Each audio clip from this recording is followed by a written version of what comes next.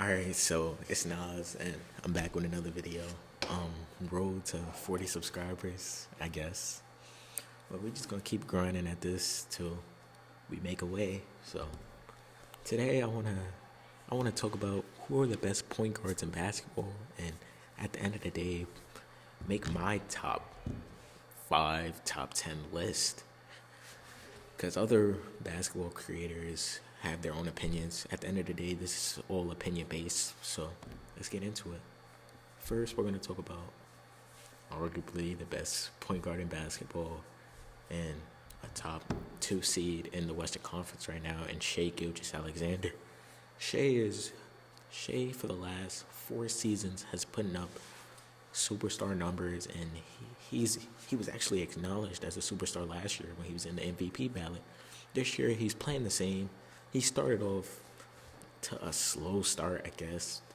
I wouldn't say slow start, but to Shai standards from last year, it started off slow. If you want it to be real. Now he's starting to pick it up. He just had 29 tonight. The moment I'm recording this video, him and Chet is going to be a dynamic duo for the long time to come. And Shai is only getting better as a point guard. Because last year, I feel like he played the shooting guard position next to Josh Giddey. This year, I feel like he's gotten better with playmaking, which is ultimately going to grow this Oklahoma City Thunder team. So, if you think about it, he is in the top 3, no matter what. The next point guard I want to talk about is Jaylen Brunson. And Jaylen Brunson has gotten off to a slow start this season. We all know what Jaylen Brunson is capable of. We saw that last season in the playoffs, and we saw that in the regular season when he broke out and became a star. Superstar. I'll say superstar. But he has really broken out. He's 6'1". He can shifty, get to the mid-range at ease, gets to the paint at ease. I guess he's attempting more threes this season. That's what I'm seeing. A lot of NBA teams are attempting more threes. I don't really get it, but Jaylen Brunson, with the addition of Cat, he's also improved his playmaking. He's playmaking a lot more than he did last year, which shows he's getting more comfortable as the leader of this team because he's obviously the team captain of their team. He's obviously, I wouldn't say obviously, but I would say he's the next best player. But him and Karl Anthony Towns gives him that center that he can run the pick and roll with either a pick and roll or a pick and pop. And Jaylen Brunson setting up for that elbow jumper or for the layup, or even when he posts up. So wherever you want to rank Jaylen Brunson, he can't be out the top 10. So, and there's a lot of great point guards in the NBA today. But next point guard we're going to do is Tyrese Haliburton. Tyrese has gotten off to a slow start, I guess. People say he's dealt with back spasms. I don't really believe it because he's still out there. He still has to give the team his best. But it really looks like Tyrese lost his confidence. Last year, you could see Tyrese clearly had a lot of confidence, and nobody could fuck with him. He was doing whatever he wanted on the court. He was skipping. He was hitting long-distance threes with that funky jump shot. And nobody complained about it, but this year he's really started off slow. He's not taking shot attempts. He's still passing the ball. He's throwing turnovers he wouldn't usually do. He's missing wide open layups. He's doing a lot wrong, and it looks like it's just a whole confidence issue with him. It's not even like I don't understand how you could decrease this much. He was just an All NBA player, but in my opinion, he's not in the top 5. People say he was in the top 5 last year, but in my opinion, he was never in the top 5. Next player we're going to do is Darren Fox. And Darren is underrated in a lot of people in the NBA's mind. I mean, Darren is a consistent 26, 6, and 5 type of guy. And he's often not acknowledged because Sabonis being their center, he does a lot of production. And the newly addition to DeRozan, and De'Aaron is, in my opinion, the best player on that Kings team. And he's been doing it for years. He's been leading them for years. And he really got acknowledged as an all-star 2 years ago. But he didn't make the all-star team last year, which I feel like was disrespect. And you see, at the end of the day, the Kings chose him over Haliburton for a reason. They seen the potential both of them had, and they chose De'Aaron, which I feel like was the right decision at the moment in time. Because De'Aaron is a speedster point guard. His jump shot has gotten a way better from the previous season when he was younger.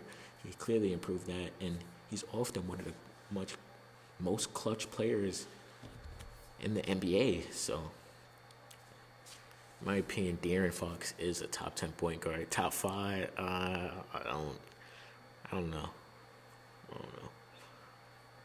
Next player we're gonna do is Stephen Curry, and Steph obviously has been at the top for a generation now. If you want to be real, Stephen Curry can do whatever he wants on the basketball court. Shoot, dribble, lay the ball up. The only thing he really can't consistently do is dunk. And it looks like this year he's playing a lot more defense, even though they just lost to the Cavs by 40. The Cavs are just a better team. And Steph had a stinker, but Steph's going to have stinkers sometimes. It's just about the team around him, and the team around him right now is a great team. And it shows why they're 7-2 right now, 7-3. I don't know their record at the moment right now. But Steph, in my opinion, will never leave the top 5, if that makes sense, because his shooting ability just puts him so much higher than the other guys. And his playmaking, even off the ball, I don't know if that makes sense, but his playmaking off the ball, because he moves around a lot, you have to stay with him. So that's why I consider that playmaking. So, yeah, Steph is definitely in the top 5. Top 3, I have to give some thought to that.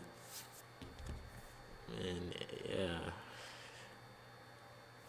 Next player we're going to do is Trey Young. And Trey Young is often disrespected by the basketball world, when Trey Young honestly has been a top, I want to say top 5, but I give it top 6 point guard in the league. He consistently drops 30 and 11, and nobody speaks a word about it. Yes, he's takes a lot of free throws. Yes, he's a foul baiter, but it's just smart basketball at the end of the day. I might not like it. NBA fans might like it. Hawks fans love it. And sometimes it gets them wins, sometimes it doesn't. And Trey Young has often been labeled a losing player when the team around him hasn't really been good enough for him to thrive. You obviously need length around Trey Young because he's short. So the Hawks got that length, and they look like a better team, even though they have some tough losses this season. I wouldn't say they don't have tough losses, but Trey Young is often unfairly labeled, I feel like. So that's how I would talk about Trey Young, if that makes sense. Next player we're going to do is Luka Doncic, and Luka's Luka, but Luka this season really doesn't look the same player he did last season. He looks honestly disappointing, not what I expected from my MVP favorite from before the season. He looks fat and sloppy like he did at the end of last season when he was going through the injury. He doesn't look like the same faster athletic player that he did last season. I wouldn't say athletic, but he looked way faster, way slimmer. Go back to look at the beginning of last season, and you could see Luka Doncic he looked smoother. He looked more like he wanted to play the game of basketball. Right now, he just doesn't look like that, and the loss to the Suns tonight proved that.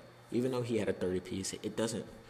Luka could score way more. Luka could make way more. It's just how his body language is. He looks like he's looking for more fouls. When Luka's the best when he doesn't care about fouls. I learned that from watching this game. I'm pretty sure if you watch the game, you can notice when Luka is not worried about the refs or nothing. He's much improved. He's way better than. Honestly, everybody knows how good Luka is, but when Luka is on, Luka's on. I just feel like he just needs to tee up. But Luka is a top 3 point guard. I won't even argue about that. So, and nobody should ever argue about that. And the last player I want to do, there's much more players. No, not the last. I'm going to do 2 more players, actually. I forgot. All right, the next player I'm going to do is Ja Morant. And Ja has successfully reminded everybody why you should never forget about him. He's athletic, a playmaker. The jump shots got better. He's a leader. His basketball IQ is high. What else can I say about Ja? He's just phenomenal. People often disrespect. disrespect Ja and not label him as one of the next upcoming superstars can't be a face of the league when that's honestly not true. Just because of stuff that he does in his personal life, yes, his personal life gets interfered with the basketball world doesn't mean that he can't be an all-time great, and people should never forget about him. He has the toughness. He has everything you want in a leader, and at the point guard position, he gets his teammates involved, which I hold much value in, because if you could play make for your team, you're not just scoring, you're doing whatever it takes to win, and that's what point guards do. And John Morant is a top tier point guard, in my opinion, and I would put him in my top five. I don't know if I named. There's so many top five players at the point guard position. And lastly, I want to do this. He's obviously in my profile picture, and LaMelo Ball. And in my opinion, LaMelo Ball has proved to a lot of you NBA fans why you shouldn't judge a book by its cover. He's been playing up in competition since he was younger, and people honestly thought Tyrese Maxey and Tyrese Haliburton were better than him. It's just honestly not true at all. He's a scorer. He could play make. He could shoot the three. People were dumb enough to say he couldn't shoot the three, which was stupid. He's a much improved defender. If you watch the basketball games, the turnovers are high, yes, but that's because he's playing with people that cannot catch the ball. His center's dropping wide open passes for the win. He's throwing no-look passes. It's fumbling in between his hands. Like, you can't blame all the turnovers on him. And then the shot attempts, you can't even make an argument with the shot attempts. You could look at the roster he's playing with, and you can honestly say, who else do you want taking the shots? Him and Brandon Miller just had a great game together. Their chemistry is only going to build because, remember, LaMelo was out for the last 2 seasons, which is why they hold it against him for being injured. I guess that's what we do now in basketball society. Just because you're injured, that doesn't mean you're not a top 5, top 10 point guard in the NBA at the moment. So, shit, I don't know, bro. It's just so many things, so many factors the NBA world has for you to be a top-tier player or labeled a top-tier player in the NBA. But let me know how y'all feel about the point guards in today's society.